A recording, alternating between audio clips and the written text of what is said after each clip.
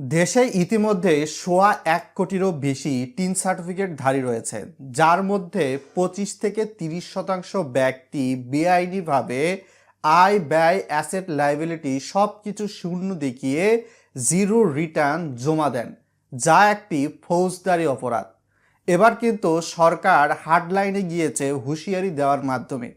এই ১.১ কোটি টিনধারীর মধ্যে ৪০ থেকে ৬০ লক্ষ টিনধারী আবার নিয়মিত আয়কর রিটার্ন জমা দেন সরকারি নির্দেশনা অনুসরণ করে। আপনারা হয়তোবা জানেন কি জানেন না, আমি জানি না। ইতিমধ্যে কিন্তু এনবিআর এর দায়িত্বশীল সূত্রে জানানো হয়েছে, কেউ যদি আয় ব্যয় অ্যাসেট লাইবিলিটি সব কিছু শূন্য দেখিয়ে রিটার্ন জমা দেন জিরো রিটার্ন, এটার ক্ষেত্রে কিন্তু এনবিআর এর আয়কর আইনের ৩১২ এবং ১৩ ধারা অনুসারে তার বিপরীতে সর্বোচ্চ ৫ বছরের কারাদণ্ড লাগু করার প্রক্রিয়া কিন্তু ইতিমধ্যে চালু রয়েছে। ৫ ধরনের শাস্তি হতে পারে। ভিডিওটা লাইক করে চ্যানেলের নতুন দর্শক হয়ে থাকলে সাবস্ক্রাইব করে দিবেন, যাতে করে এই বিষয়টা সম্পর্কে অনেক মানুষ জেনে উপকৃত হতে পারে। ২০২৪-২৫ অর্থ বছরের রিটার্ন কিন্তু এখন পর্যন্ত দেওয়া যাচ্ছে ২৮শে ফেব্রুয়ারি ২০২৬ পর্যন্ত কোনো ধরনের আপনার জরিমানা ছাড়াই রিটার্ন দিতে পারবেন। একজন মানুষের যদি বেঁচে থাকতে হয়, সে যদিও হয়তো বা একটা স্টুডেন্টও হয়ে থাকে, ভুল করে টিন সার্টিফিকেট করেছে, বা গৃহিণীও হয়ে থাকে, তাকে তো তার লাইফ লিড করার জন্য তার অভিভাবকের কাছ থেকে অর্থ নিতে হয়। তো এই যে আপনি আপনার পিতামাতা বা স্বামী স্ত্রীর কাছ থেকে অর্থটা পাচ্ছেন, এটা কিন্তু এক ধরনের আপনার জীবন নির্বাহের জন্য অর্থ বা ইনকাম বলতে পারেন।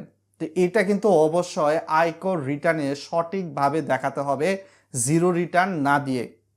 সাধারণত রিটার্ন না দিলে কি হয়, আয়কর আইন অনুসারে ৫ ধরনের বিপাকে আপনারা পড়তে পারেন। আয়কর আইনের ২৬৬ ধারা অনুসারে শর্ত সাপেক্ষে জরিমানা আরোপ করা যাবে আপনার উপর। আয়কর রিটার্ন জমা না দিলে করদাতার সর্বশেষ নিরূপিত আয়ের উপর ধার্যকৃত করের ১০% হারে জরিমানা আরোপ করা যাবে, যা সর্বনিম্ন ১,০০০ টাকা। এছাড়াও ব্যর্থতা অব্যাহত থাকলে প্রতিদিনের জন্য ৫০ টাকা হারে অতিরিক্ত জরিমানা আরোপ করা হবে। মানে ১ বছরে আপনার মিনিমাম ১৮ থেকে ২০,০০০ টাকা শুধু জরিমানাই দিতে হবে যদি রিটার্ন না দেন। কর অব্যাহতি কমবে। আয়কর আইনের ১৭৪ ধারা অনুসারে কর অব্যাহতির ক্ষেত্র সংকোচন করা হবে, অর্থাৎ আপনি তেমন একটা সুবিধা পাবেন না, বিশেষ করে বিনিয়োগজনিত কর রেয়াত এবং কর অবকাশ ইত্যাদি। অতিরিক্ত কর আরোপ।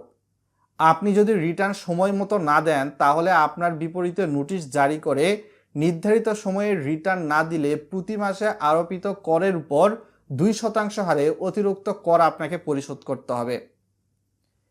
আপনার বাসার গ্যাস, পানি বা বিদ্যুৎ বিলের সংযোগও কিন্তু বিচ্ছিন্ন করতে পারে সরকার।